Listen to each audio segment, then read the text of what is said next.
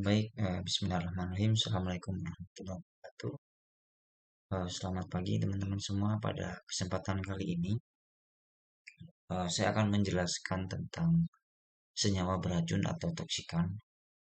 Eh, ini merupakan seharusnya pertemuan ke-11 kalau saya tidak salah, karena saya banyak kosong, jadi saya coba untuk eh, membuat atau menggabungkan beberapa materi dijadikan satu pada materi ini.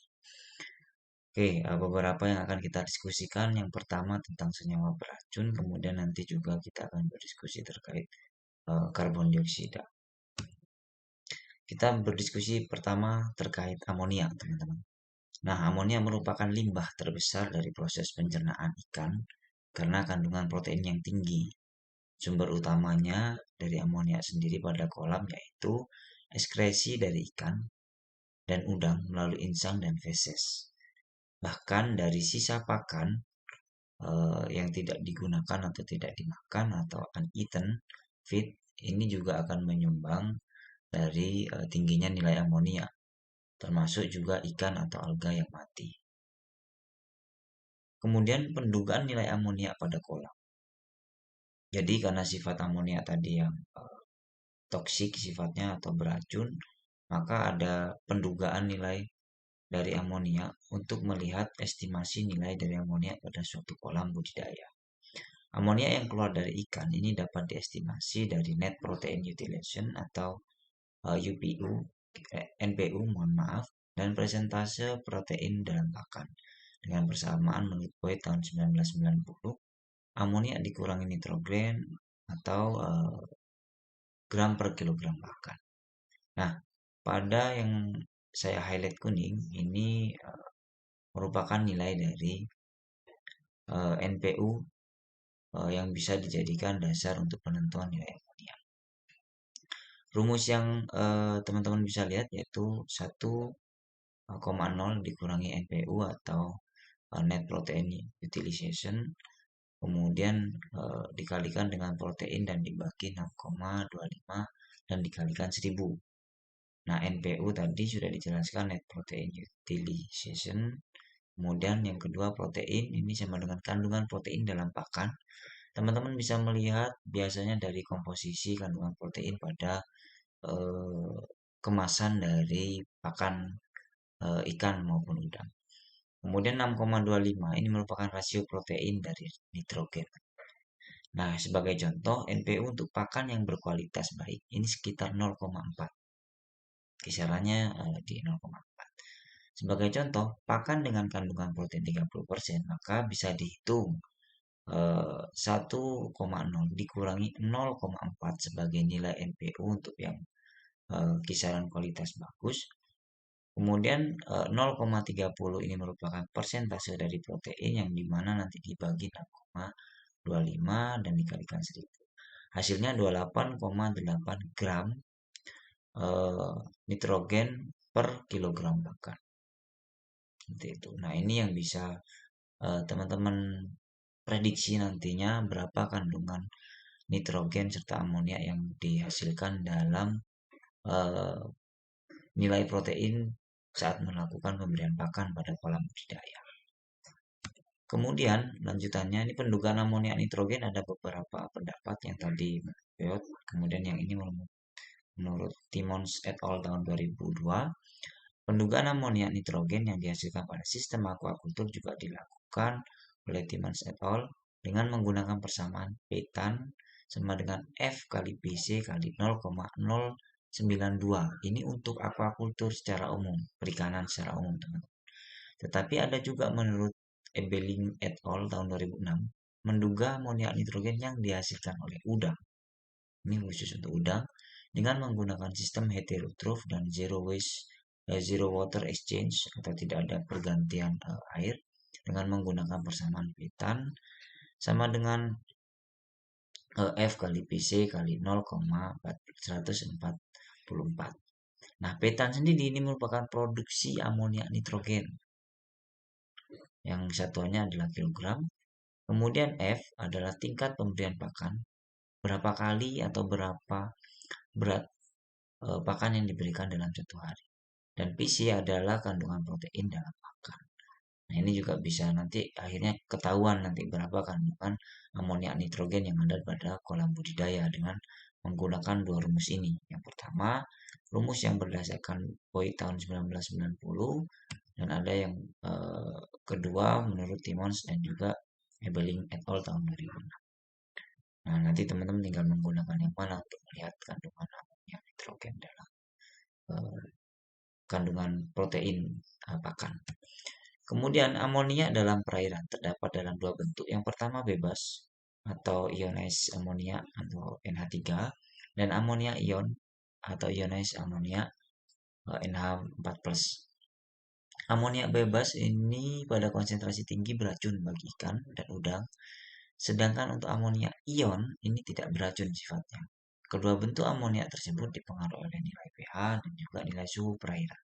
Menurut Cole tahun 1984. Nah, semakin tinggi pH, teman-teman, dan juga nilai suhu perairan, semakin tinggi pula kandungan amonia yang tidak terionisasi atau bebas, atau yang sifatnya tadi berbahaya, sehingga semakin meningkat daya racun amonia ya. Nah, ion amonium atau NH4+ relatif tidak beracun yang mendominasi perairan ketika pH rendah. Secara umum, kurang dari 10% amonia dalam bentuk toksik pada pH kurang dari 8, namun akan naik secara drastis jika pH juga naik. Seperti itu.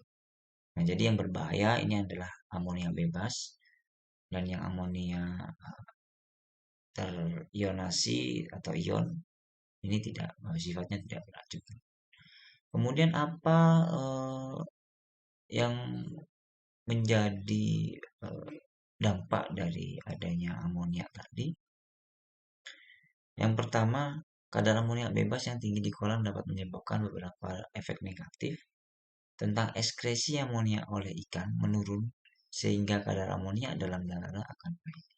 Jadi yang sifatnya amonia tadi dikeluarkan dari dalam tubuh melalui proses ekskresi ini tidak mengalami penurunan sehingga beberapa amonia tetap berada dalam tubuh ikan atau udang sehingga akan mengakibatkan kadar amonia dalam darah akan naik dan bersifat racun untuk dirinya sendiri akhirnya. Kemudian yang kedua, kerusakan insang. Biasanya pada beberapa penelitian penyakit dampak kerusakan organ oleh beberapa parameter kualitas air, salah satunya amonia, ini juga akan berperan penting untuk melihat kerusakan insang nantinya. Kemudian menurunnya kemampuan darah dalam transportasi oksigen karena adanya amonia dalam darah sehingga kemampuan darah untuk mendistribusikan oksigen juga terganggu. Kemudian ikan mudah terserang penyakit dan yang terakhir menghambat pertumbuhan dari ikan itu sendiri. Kemudian ini merupakan persentase amonia tidak terionisasi atau NH3 pada pH dan suhu yang berbeda. Kita membahas tentang yang tidak terionisasi karena yang terionisasi yang sifatnya ini tidak beracun ya. Nah, ini perbandingan antara amonia, pH dan suhu. Pada kisaran nilai pH 7 atau netral, kemudian suhu 26, maka nilai amonia 0,60. Kemudian kalau kita bisa melihat ada kenaikan, mulai ada kenaikan jika dibarengi dengan suhu di sini. Saat suhu meningkat dari 26 ke 28 akan ada peningkatan nilai juga di situ. Kemudian naik lagi 0,41 dan naik seiring dengan kenaikan suhu.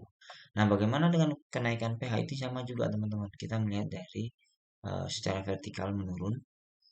Jika pH 7 maka nilai dari amonia 0,60 dan jika pH naik sampai pada kisaran kita ambil contoh 8 saja maka nilainya sudah 5,71.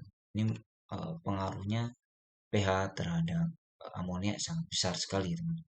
Kalau tadi untuk yang suhu perbedaannya hanya 0,3 0,2 sampai 0,3 sekian, maka untuk nilai pH ini setiap kenaikan pH 0,2, 0,4 maka kenaikan amonia bisa mencapai sekitar 6 bahkan sampai 7 seperti itu. Selanjutnya, level aman amonia bagi ikan ada 0,1 mg per liter. Ini menurut Chin dan Chen tahun 1987. Sedangkan menurut Darborough tahun 97, kadar amonia tidak terionisasi lebih dari 0,6 mg per liter dapat membunuh ikan. Toksisitas amonia akan menurun jika kadar CO2 atau karbon dioksida dalam air meningkat. Karena peningkatan CO2 akan menurunkan pH air sehingga menurunkan kadar dari amonia tadi. Oleh sebab itu, sebetulnya peningkatan nilai CO2 juga bagus untuk penurunan nilai amonia. Tetapi karena kita bicara manajemen kualitas air, tentu CO2 ini juga memegang peran penting. Jika CO2 juga tinggi, maka akan sifatnya beracun juga bagi eh, biota atau ikan atau udang yang dipelihara. Oleh sebab itu kita harus memanage di sini, mampu memanajemen dari beberapa aspek parameter kualitas air. Selanjutnya beberapa metode telah dikembangkan dalam pengendalian nitrogen anorganik dalam tambak udang antara lain dengan penerapan amonia dan nitrat oleh fitoplankton, pergantian air, sirkulasi atau RAS kita mengenalnya, atau recirculating aquaculture system atau aquaculture recirculating system, atau resirkulasi, sistem resirkulasi. Selanjutnya ada bioremediasi atau probiotik. Ini menggunakan autotrophic bacteria nitrification, artinya kita menggunakan bakteri pengurai yang menggunakan oksigen. Kemudian penggunaan bakteri heterotrof juga. Ini beberapa metode yang telah digunakan.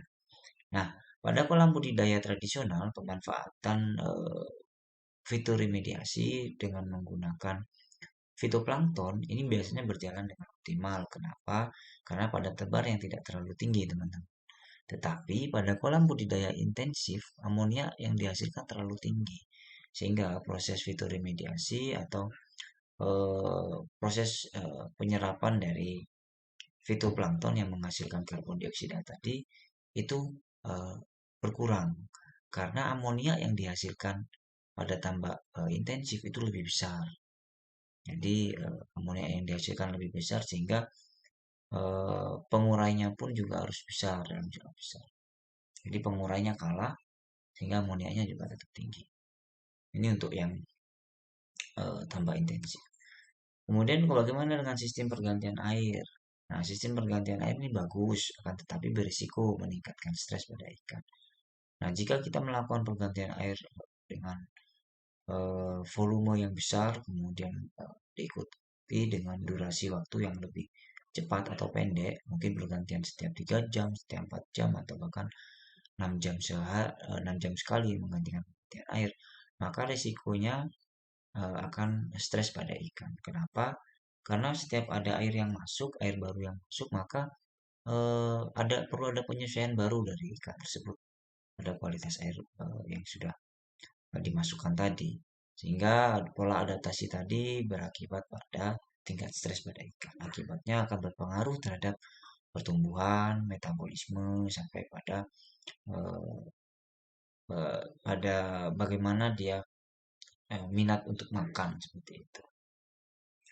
Nah, ini juga ada positif negatif ya.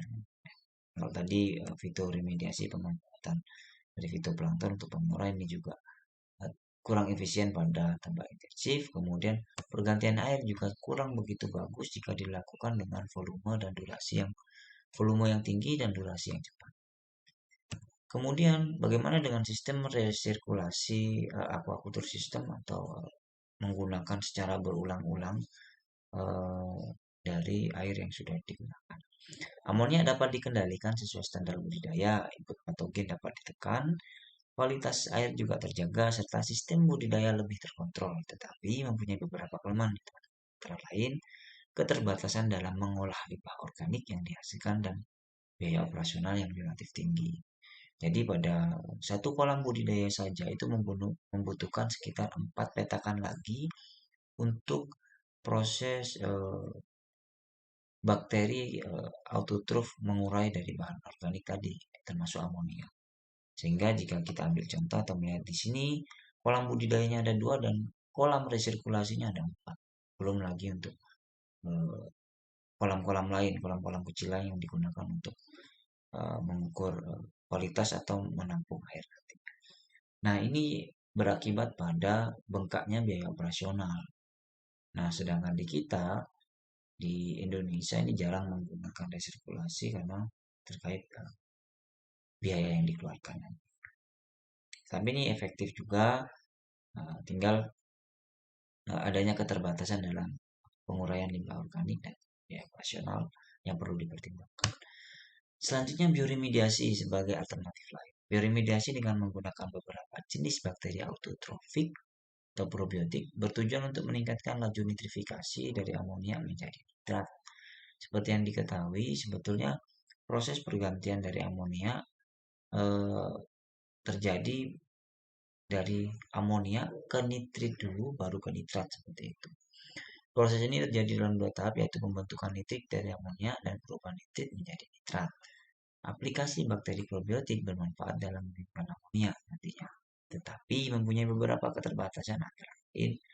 Bakteri probiotik ini tidak tumbuh optimal karena media yang tidak sesuai dengan kebutuhan bakteri dan keterbatasan kecepatan nitrifikasi dibandingkan dengan tingginya input amonia dalam tanah. Jadi jika kita menggunakan bakteri terlalu banyak karena ini sifatnya autotrofik, maka dia membutuhkan oksigen.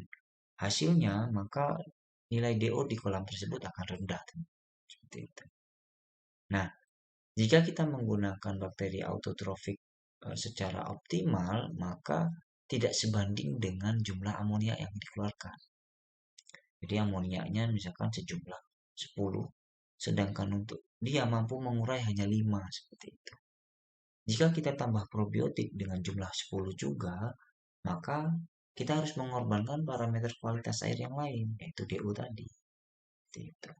Nah, saat DO digunakan untuk proses autotrofik atau eutrofikasi atau mengurai bahan organik tadi, maka ada karbon dioksida yang keluar di situ. Nah, saat CO2 meningkat, maka hubungannya dengan pH. Nah, seperti itu keterkaitan dari beberapa parameter kualitas air yang ada di kolam. Nah, ini juga akan berpengaruh, teman. Artinya, kita juga harus bisa menghitung berapa pakan yang kita keluarkan, proteinnya berapa, kemudian bagaimana nanti kandungan dari nitrogen dan amoniaknya dihitung dengan rumus yang pertama tadi. Nah, dari situ kita bisa melihat nanti berapa amonia yang dikeluarkan dari sejumlah biota yang kita budidaya. Kalau kita bisa mengkalkulasi, maka kita juga akan bisa memberikan berapa bakteri yang optimal. Nah, ini bioremediasi. Kendalanya ada di input amonia yang tetap terlalu tinggi, sehingga tidak sebanding dengan bagaimana probiotik mampu mengurai nanti. Nah, selanjutnya cara apa yang paling efektif nih teman-teman setelah ada beberapa kendala tadi? Yaitu dengan pemanfaatan bakteri heterotroph. Kalau tadi autotroph ya, kita bisa menggunakan bakteri heterotroph dalam manajemen kualitas air, mulai dikembangkan untuk mengatasi permasalahan budidaya ikan, terutama meningkatkan kandungan amonia, meningkatnya kandungan. Nah, pada kondisi rasio C dan N atau karbon terhadap nitrogen di lingkungan yang tinggi, bakteri heterotroph akan tumbuh dengan pesat dan akan mengasimilasi amonia, nitrogen anorganik menjadi nitrogen organik dalam bentuk protein. Nah, dalam bentuk protein ini dalam bentuk biomasa bakteri yang tidak bersifat toksik akhirnya. Artinya tidak berbahaya bagi biota yang kita budidaya. Penambahan karbon dalam media budidaya merupakan cara yang paling efektif menurunkan nitrogen anorganik. Ini menurut Afni Melech tahun 2009. Jadi yang paling efektif adalah kita menghitung atau mengkalkulasi perbandingan antara karbon dan nitrogen di perairan sehingga nanti bisa berjalan dengan optimal seperti itu teman-teman. Ini yang paling efektif, dinilai paling efektif untuk mengurai amonia. Kemudian bagaimana dengan karbon dioksida? Karbon dioksida atau CO2 ini merupakan hasil respirasi organisme perairan baik ikan maupun bakteri autotroph tadi maupun sampai pada plankton. Pada waktu siang hari fitoplankton melakukan fotosintesis, tetapi pada malam hari melakukan respirasi. Sehingga konsentrasi karbon dioksida yang tinggi dalam darah akan keluar ke perairan lewat pisang melalui proses difusi. Kadar karbon dioksida yang tinggi di perairan dapat menyebabkan tingginya karbon dioksida dalam darah sehingga dapat menurunkan pH darah dan menurunkan kapasitas hemoglobin darah dalam mengangkut oksigen. Ikan dapat menoleransi kadar karbon dioksida sampai 10 mg per liter. Dan pada konsentrasi oksigen terlalu 2 mg per liter, ikan akan mati secara perlahan jika CO2 tinggi dan tidak berpengaruh jika konsentrasi CO2 rendah. Artinya ikan akan mati perlahan jika CO2 tinggi dan tidak berpengaruh jika konsentrasi CO2 rendah. Selanjutnya, catfish dapat menolerir atau mentoleransi 20-30 mg per liter CO2 jika akumulasinya perlahan dan konsumsi oksigen terlalu di atas 5 mg per liter. Selanjutnya, pada kolam alami, CO2 jarang melampaui 5-10 mg per liter. Konsentrasi CO2 tinggi hampir selalu diiringi dengan konsentrasi oksigen juga yang rendah karena pengaruh respirasi yang tinggi tadi. Kemudian aerasi digunakan untuk menaikkan konsentrasi oksigen terlarut yang rendah, membantu mengurangi CO2 yang berlebihan dengan memperbaiki difusi kembali ke atmosfer. Karena adanya aerasi sehingga karbon dioksida yang ada di perairan akan terlepas di atmosfer bumi seperti itu. Nah, perlakuan ini tidak disarankan dilakukan pada air dengan kapasitas atau buffer rendah atau low alkalinity karena pH akan naik ke level yang berbahaya seiring dengan meningkatnya oksigen ya teman-teman. Kita diskusikan. Nah, alkalinity apa ini teman-teman bisa lihat di video saya yang sebelumnya terkait pembahasan pH dan alkalinity. Selanjutnya, kadar CO2 di perairan yang tinggi dapat terjadi pada saat plankton mati massal atau die off, di mana aktivitas bakteri dalam menguraikan bahan organik termasuk plankton yang mati tadi ini berlangsung lebih cepat, sementara kandungan oksigen terlalu dalam air sangat rendah. Nah, bahan kimia yang dapat digunakan untuk menurunkan CO2 ini ada dua, CA atau karbon OH2 dan sodium karbonat Na2CO3. Aman digunakan itu adalah sodium karbonat karena tidak menurunkan pH. Nah, kalau CaOH ini akan berpengaruh terhadap pH. Tetapi para pembudidaya ini banyak CaOH karena harganya yang lebih murah. Lagi-lagi ini kaitannya dengan biaya produksi. Seperti itu mungkin yang bisa saya sampaikan terkait amonia dan juga karbon dioksida atau sifat toksik dalam perairan yang diakibatkan oleh tingginya nilai amonia. Jika ada yang ditanyakan atau didiskusikan bisa melalui forum kita, nanti akan saya sediakan. Demikian yang bisa saya sampaikan, kurang lebihnya saya maaf. Wassalamualaikum warahmatullahi wabarakatuh.